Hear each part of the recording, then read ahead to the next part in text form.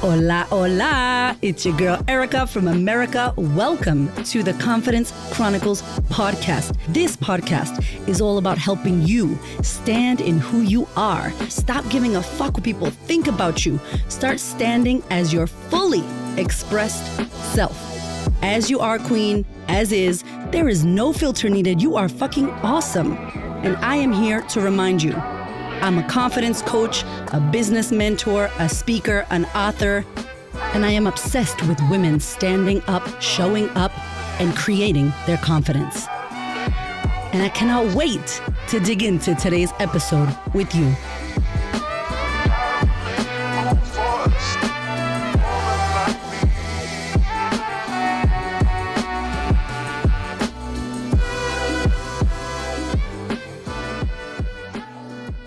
Hi. Hello. Oh my God. Let's just take a moment to zen together. I am so happy to be back in my pink office here with you, recording this podcast. Holy shit. Holy shit. I wanted to give you kind of some insight. If you're brand new here, this is going to be a weird episode for you because I am going to be sharing about my experience going back home to America after not being home for, 17 years. A long time.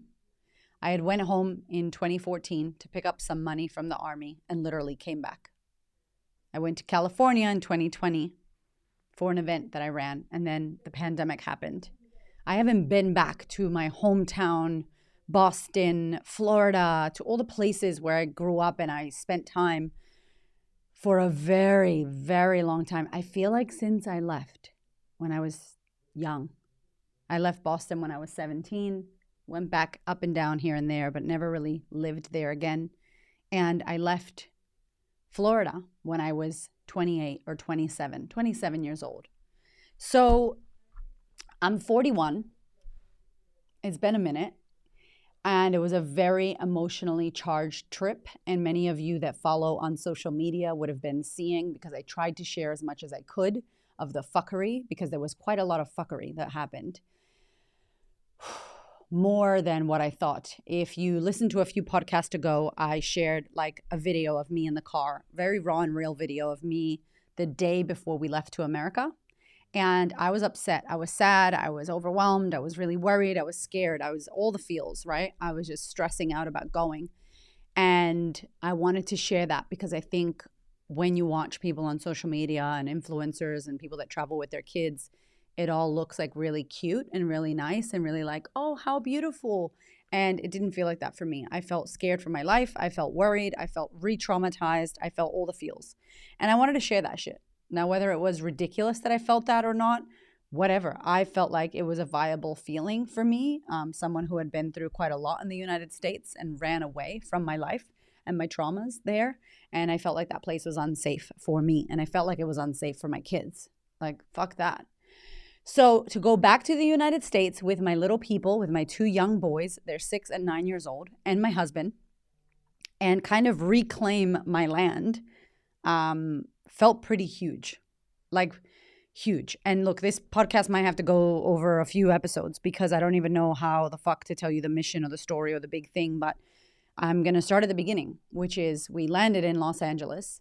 The flight was good. The kids were good.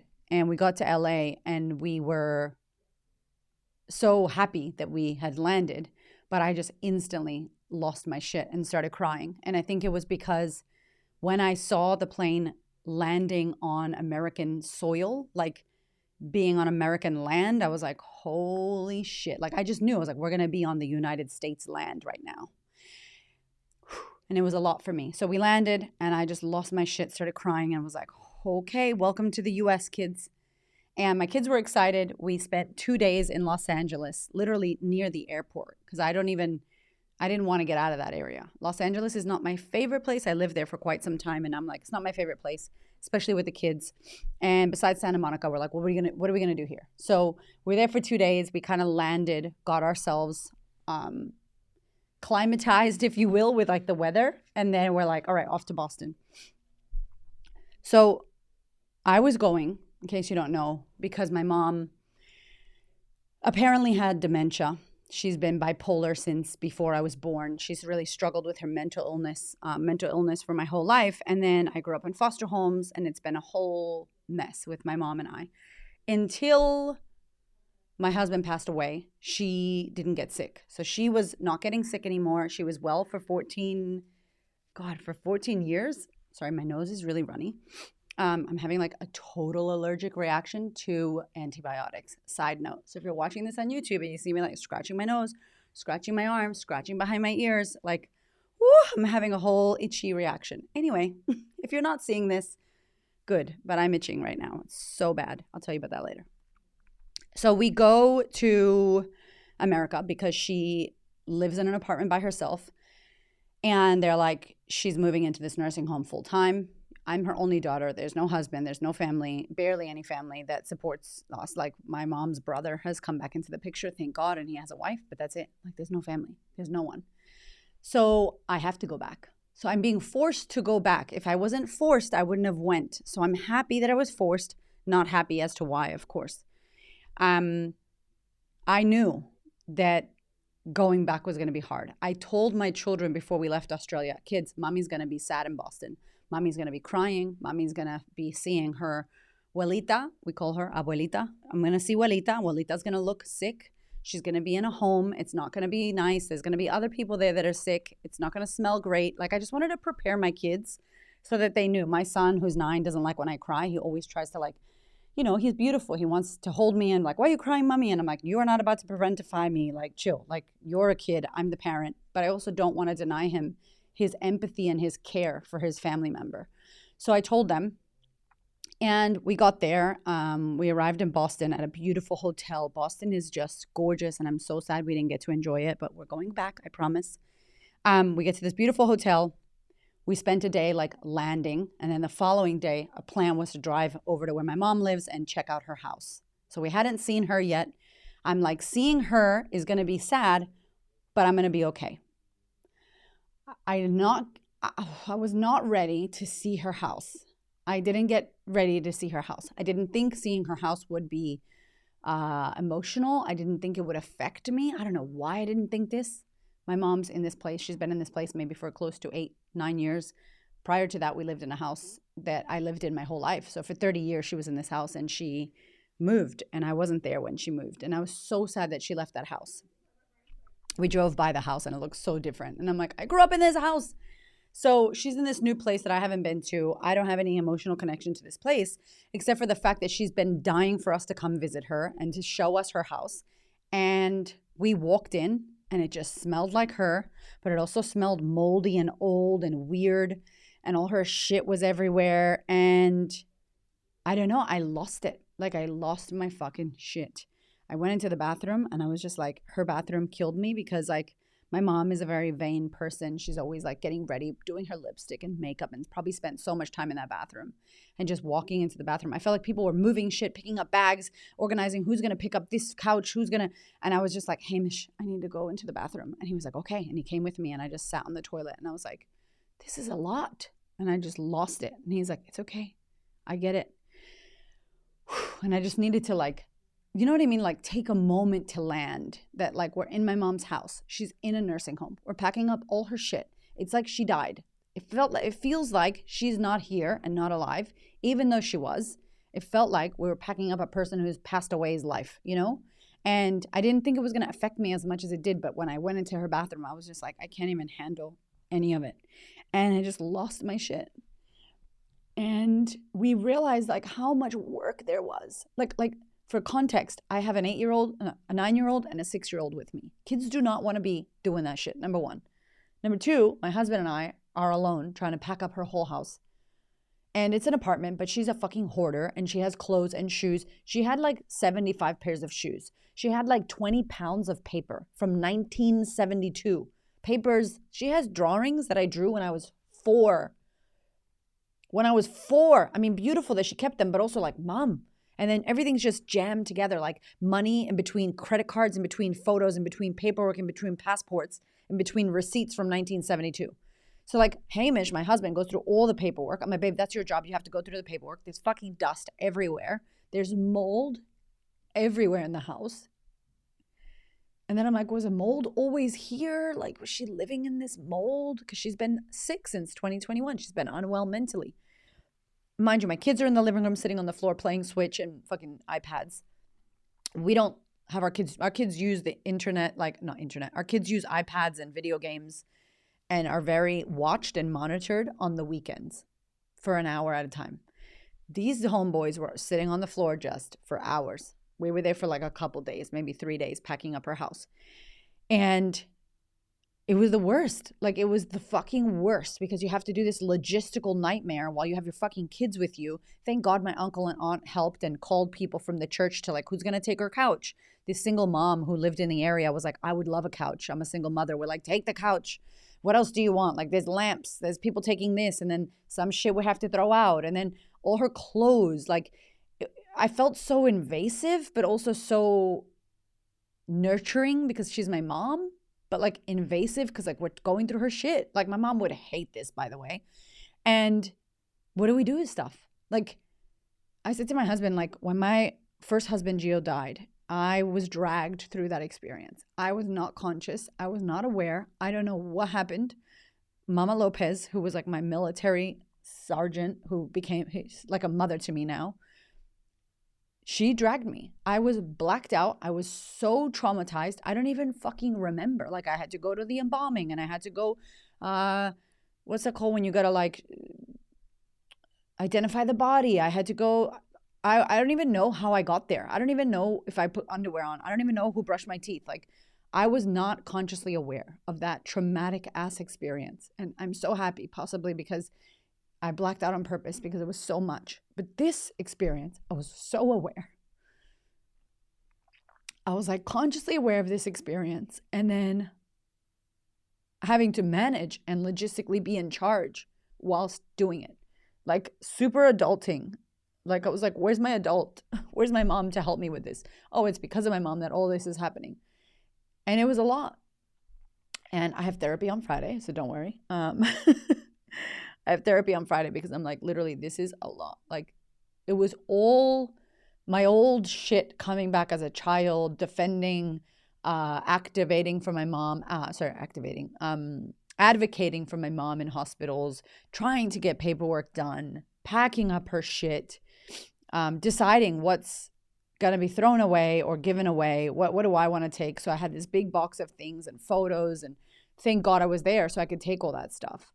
And thank God my uncle helped us because me and Hamish could not have gone through that. And, 3 days into it, most of the things are packed. And I get this fucking toothache. And when I tell you that I got a toothache, like my right upper molar, like not the last one, but the second to last one, I have a crown on that tooth, starts hurting. And I'm like, I'll take some Tylenol, Panadol, whatever. Oh, how many hours has it been? Fuck, it's only been 4 hours. It's hurting again. I'll take some more. Oh, it's 3 hours. I need to take it again. Oh, fuck, I took it 2 hours ago and it's fucking killing me. And it literally puts me into bed. I can't move. Like, my eye is like closing, swollen. I'm putting Oragel. I'm putting fucking cloves up there. I've got like every painkiller that's legal that I could find. I'm fucked. My face is fucked. I'm just feeling like this pain is going into my brain. Like if you've ever had a toothache, like, holy shit. Now, I, in Australia, drive on the left side of the road, on the left side of the car. And in America, we drive on the right side of the road, on the right side of the car. So that's already like a fucking, when you're trying to tap your head and rub your tummy at the same time situation. So I'm doing this and I'm like, oh, like in so much pain, trying to like check into our new hotel. Too much going on. I needed like a nanny for me, like an adult to take care of me. It was so crazy. And I'm bedridden. And I call a friend and I'm like, babe, you got to fucking help me and like get antibiotics. I get antibiotics. I start taking, they take 2 days. So I'm in this excruciating pain. When I tell you that I've home birthed, I have had cesarean where they had to induce me with no pain meds that didn't work. And I've had a fucking miscarriage that was very painful. And all three of those pains combined would never even amount to close to what the fuck I was feeling in my mouth. It was horrible. And I'm laying in bed and I just can't do shit. And time is ticking and we have to get the fuck out of Boston at some point in time and go to Florida. So all this fuckery happens. My husband loses his wallet. And I'm just like, is Boston trying to fucking kill us? Like, what the fuck is going on? Like, I was the opposite of magnetic. I was the opposite of positive. I was the opposite of the queen of confidence. And then it all comes to a head. We go to Boston, check into our hotel, because by this time we're leaving the area where my mom lives, because we thought we'd be done and we'd be moving to Boston area, which is like the city, and it's beautiful, and like Boston is divine. Like, if you've never been to Boston, go. Like, it is gorgeous, like sister city to Melbourne, where I live in Australia. Beautiful experience. We get to Boston. We're like, let's have one day of sightseeing. Can we take a break? I had seen my mom by now. My kids saw her. It was so full on to see her, but we saw her. She was unwell. She doesn't have dementia, by the way. She got misdiagnosed. Duh, of course. American fucking healthcare system. Free healthcare system as well. So she's just heavily medicated, drugged, not sleeping.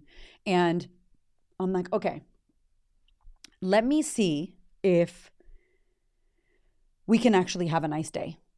You know, I'm like, let's go to like the Boston Tea Party boat. Let's go to the Children's Museum. Let's go eat some lobster. And so we go to like Quincy Market. I take Hamish like walking in the city. It was beautiful. It was a really hot day because summer in Boston is fucking hot and humid.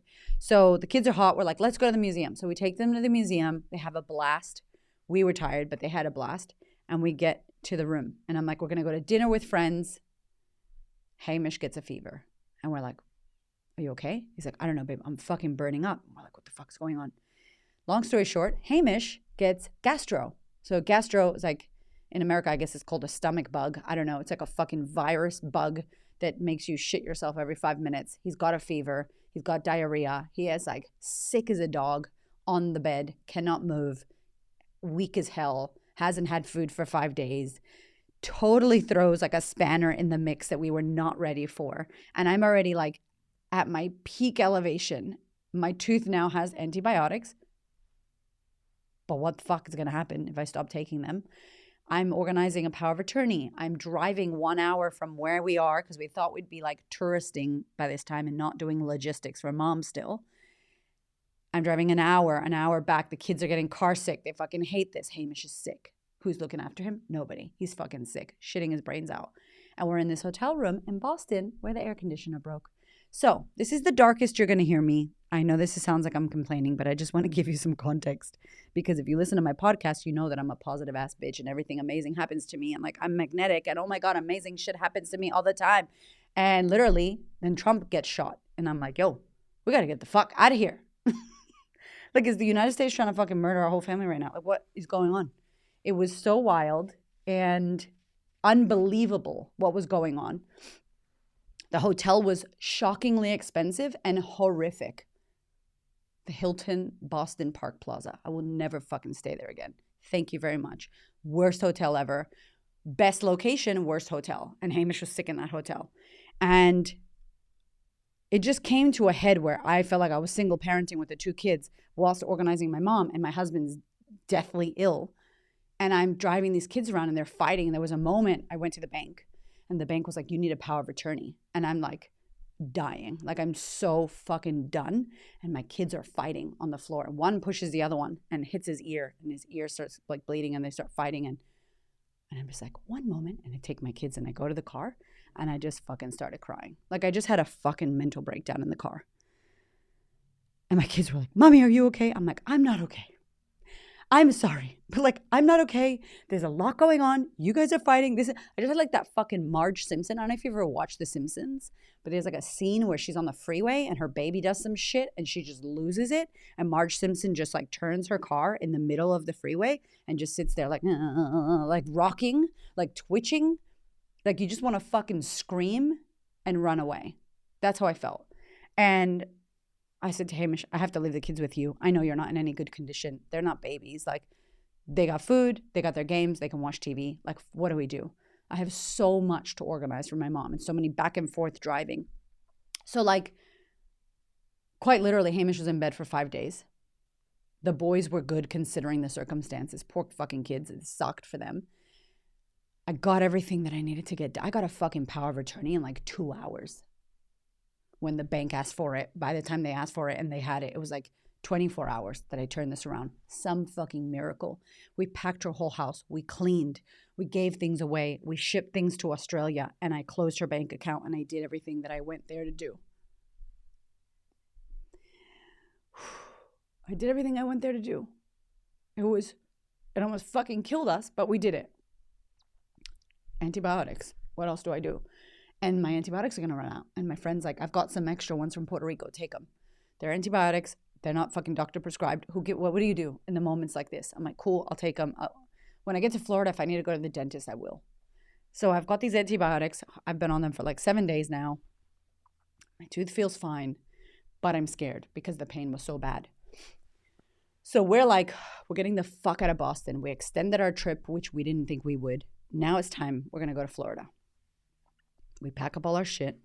We're like, all right, let's get out of here. We're getting out of Boston. I'm so sad that we're angry at Boston. It's not Boston's fault, but it was horrific. We get to the airport. We're all packed and ready to go. Delta Airlines. And then we walk up to check out and they go, your flight's been canceled because of the global IT outage.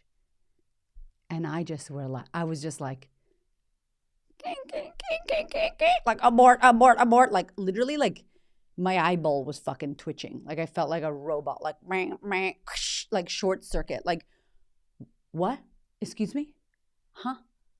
And Hamish and I just looked at each other and we were like, okay, kids, let's get our bags. We're going to go stay at the nice hotel with the fucking pool and have some margaritas, even though I'm on antibiotics. I'm having a motherfucking drink right now. Are you serious?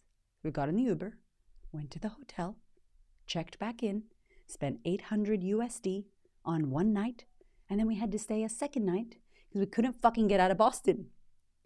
I'm not joking. This is are you for real? What is happening? So that's why I'm going to therapy on Friday, because of all that fuckery that happened in Boston, plus the nostalgia. When we got to Boston, I took my kids to where Gio is buried, and we got to see his burial ground, and it was beautiful, and it was a little bit of rain, and it was just so special to have my family be there, to have my husband be there.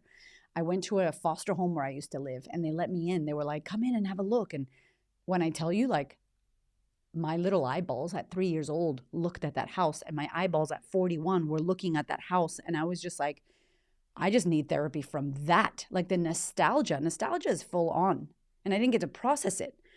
And so it was wild. We got to Florida and we realized that we had bitten off more than we could chew. We had planned to go to Puerto Rico and spend time in Puerto Rico. We're like, girl, we ain't doing that.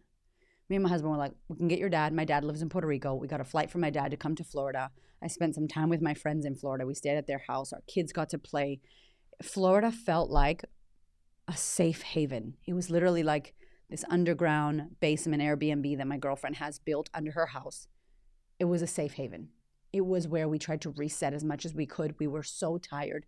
Mind you, weaved in between this trip is Erica is finishing her second draft of the book. I don't feel very fucking magnetic until I get to Florida. And then I'm like, okay, here we go. And I start writing and I start editing. And now I will say that I have handed in my second draft. Oh, shit. I've got my brain back. It's coming back to me for structural edits. But as of now, I handed it in fully, properly, actually. And I don't know how we did everything. I saw my dad. We did my mom's house. We closed it. We got a power of attorney. We changed her medication. She's doing so much better now. And now she's pissed off at me that we sold all her shit and blah, blah, blah. But I'm like, you know what? I can't fucking deal with that right now. You're welcome. Fuck you. We got to Florida. We went to Orlando. We went to a water park. I saw my best friends. We hung out. It was amazing. And then we went to California. And in California, we had 4 days where we got to have the best Mexican food in the world, literally, besides Mexico. We got to go to Universal Studios and take the boys to Super Mario World. We got to catch up with some other friends that live in Florida, California, and just enjoyed our trip. Florida and California, we enjoyed our trip. But Boston was we had to go through hell to then experience this amazing thing. Mind you, whilst I'm writing my book. And I'm just how the fuck are we okay? How did we do everything that we said we were going to do? We did everything. I know I'm a badass motherfucker. I know that about myself. I know because of the life that I've lived. And I don't say it in a cocky way. I say like, fuck, I know I can deal with some shit. I know I'm resilient. I know that when hard things happen, that's when the fuck I show up the most. When hard shit happens, I'm like, let's fucking go. Like that shit doesn't slow me down. It fucking pumps me up. Like, let's go. You know, like the edge is my favorite. Like, fantastic. I know how to be with that. But this was like on some other level. This was like, and my dentist, I went to see my dentist today. So we're just hoping. Anyway, I've been on antibiotics for 22 days. I started getting like a reaction in LA when we were leaving, like itchy. Like I'm itchy. I haven't been itching this right now because I'm talking to you and I'm trying not to scratch my legs. But I started getting a rash. And it turns out if you take antibiotics, penicillin for more than 10 days, you can get an allergic reaction.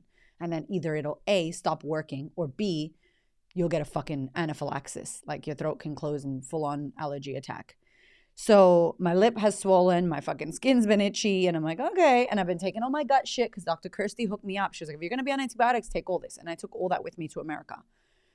But still, like, to be itchy and all this stuff. And my hygienist today, because I got a cleaning, she said to me, that's interesting that all this shit has went down and happened because when you're stressed out, your teeth, if you've got issues with your teeth respond. So the stress could have been the reason why. And then I don't know what you believe, but like I do think about the masculine and feminine. I do think about Louise Hay's, like you can heal your body shit. So I always research when something's happening, what that means. And your teeth, they say, are like the ends of your organs. They're like the tips of your organs. And the big molars at the top are connected to your large intestine. And that's like all like, I think it's Hamish told me what it was, solar plex, I believe. Like where it's like your identity and who the fuck you are. And then it's like my right side, which is like my masculine. And I'm like doing and processing and making shit happen while I'm at Boston trying to organize my mom. And this shit flares up like you won't believe. Last time I was with my mom, the last time she came when she was sick, I lost hearing in my right ear. Like totally lost hearing. Like lost hearing. Like my ear was blocked for a month after she left. And I was like, that shit's, it's weird. I'm just thinking about that now. So I love her to death. Fucking love her. She's my mother. But she's so bad for me at the same time.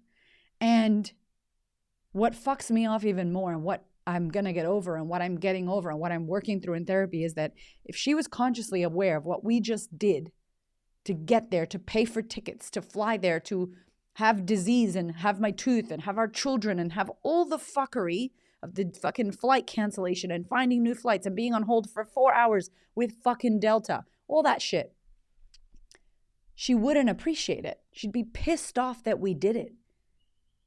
And so I have to just realize that like that's the reality of Margarita Ortiz. That's the way toxic family is. Doesn't mean they don't love you. Doesn't mean you don't love them and do things for them. But also like know who you're fucking with. And it helps that I know who I'm fucking with, but I'm still a fucking human. I'm still a daughter. I'm still a mother. I'm a wife. And it fucking hurts. The whole trip hurt. Until we got to Florida, like literally in an underground bunker safe haven. Veronica and Sam, shout out to you. I love you guys. Shout out to Nancy. Shout out to Ashley who came and saw me. Shout out to Beth and Arj. Shout out to my dad, like my brother who came and saw me. Like I saw my brother and my dad. It was so crazy. So like it was a massive fucking trip. However, what I learned about myself and what I want you to think about when you have to go through life's roller coaster of shit, which you will, we all do, is like, I could do that. I can fucking do that. And you know how you can do it? Because you're doing it. You're doing it right now. Whatever difficult thing you were going through, you're doing it. That's how you know you could fucking do it, because you're doing it. What else are you going to do? You have to do it. And so this, I said to Hamish, I'm like, fuck, I knew I was resilient, but god damn, this is like on another level. This is like, I hope I don't have to use this level of resilience again. But now I know that even though I've already been through hard stuff, air quotes, I've already done that healing, air quotes, there is so much more. There is so much deeper. There are so many more layers. There is so much more work that I'm going to be working on now and doing for myself. And now that we've gotten home, she's better because we changed her medication. because I know my mom and they had her on the wrong fucking medication. And that's a whole debacle with the system, to fight with doctors who air quotes think they know what the fuck they're talking about when I know my mom. So she was on the wrong meds the whole 2 years. And I knew that. And I said that. And I could have fought for 2 years to make them change it. And in the 2-year process, lost myself. So I chose myself. And I didn't fight. To only now see that what I knew was right. You know? But fuck, you want to be right or you want to be not stressed? You want to be right or you want to be kind? You want to be right or you want to look after yourself? I'm not here to look after my mom anymore. Like, that's not my job. My job is to look after my kids. My job is to look after myself. My job is to look after my beautiful clients, my audience, my community, my team, my family. And it fucking hurts when you see someone you love destroying their fucking life. And in the process, it takes you down with them. And if you don't have solid boundaries, and if you don't know who the fuck you are, and if you are in rescuer mode, or if you're people pleasing, or if you allow the fucking family guilt or the cultural bullshit to fuck with you, you will lose yourself in the process. And I'm so grateful to my husband. I'm grateful to my amazing team who fucking held it down.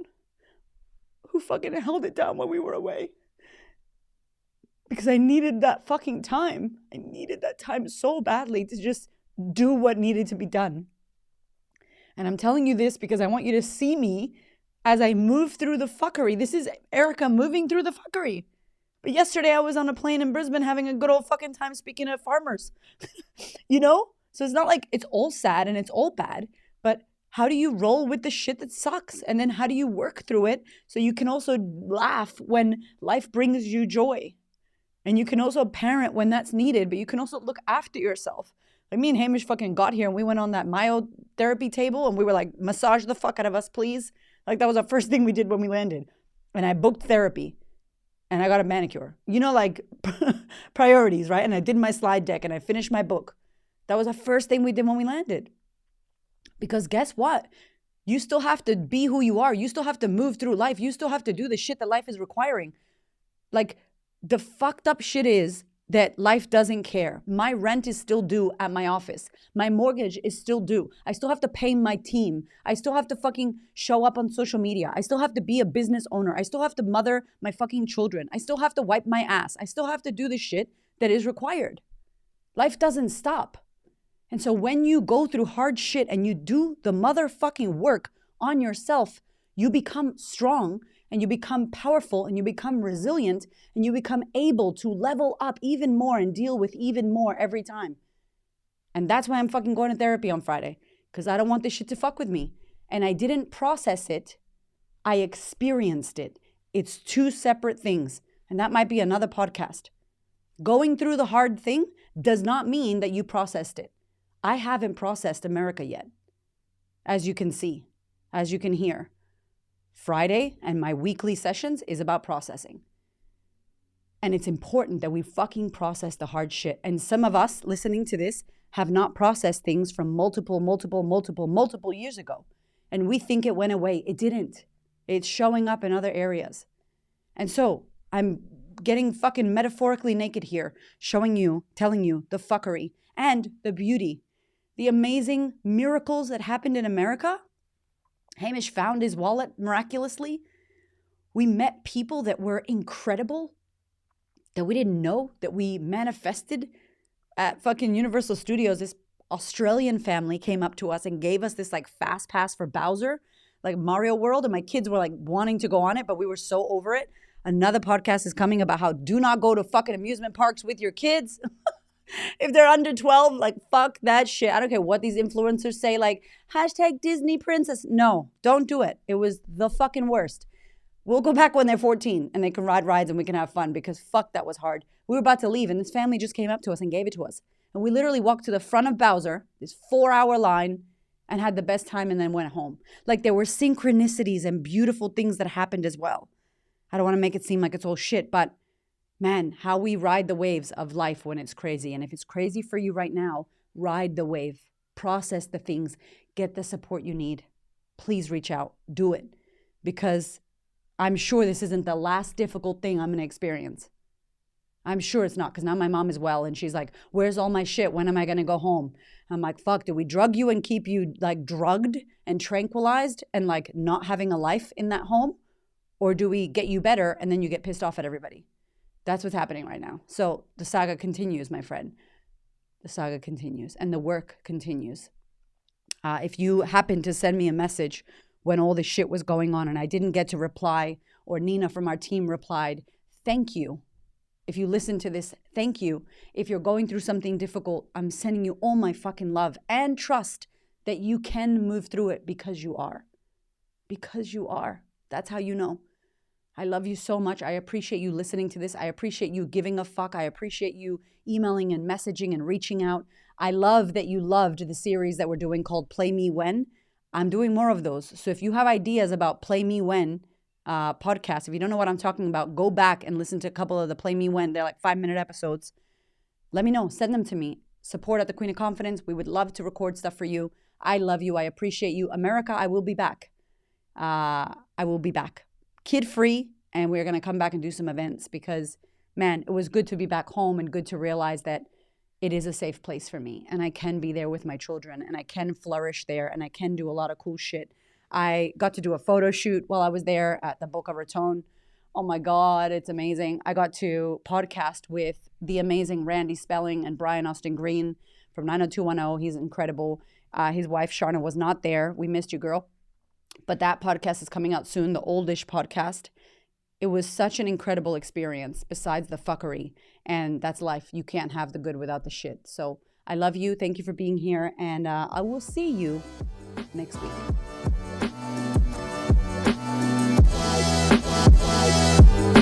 Thank you so much for listening. I freaking love you. I appreciate you. Thank you for your ears and your energy and your attention.